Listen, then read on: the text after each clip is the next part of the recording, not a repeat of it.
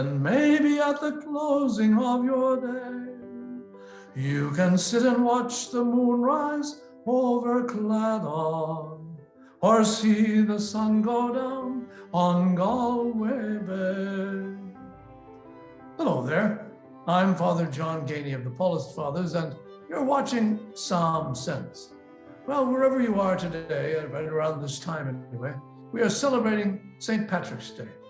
And one of the great gifts that the Irish bring to the spirituality of our church is the fact that for them, poetry is very, very important. You feel it when you listen to what St. Patrick had to say in his breastplate. We'll say just a few of the words that he gave us. I rise today with the power of God to pilot me, God's strength to sustain me, God's wisdom to guide me, God's eye to look ahead for me, God's ear to hear me, God's word to speak for me. It's easy to see the poet in St. Patrick, and also the gift that he gave his people to recognize how important poetry was to them and to be sure that it was part of their celebration of the Lord in the Catholic faith. So as we look at Patrick, we recognize too that there was another poet who used to pray to God in a very beautiful way. And that, of course, is the Psalmist, who in Psalm 31 says not the same things that St. Patrick says, but at the same time says it very poetically.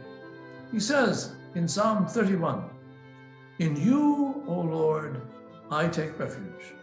Let me never be put to shame. In your justice, set me free."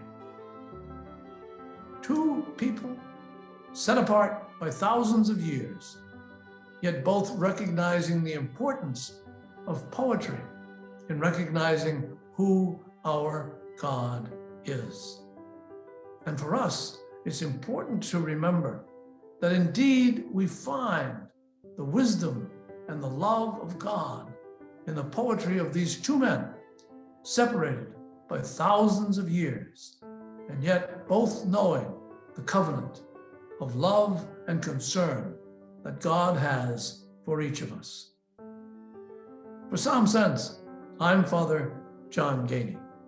And remember, even though we're vaccinated, we stand together when we stand apart.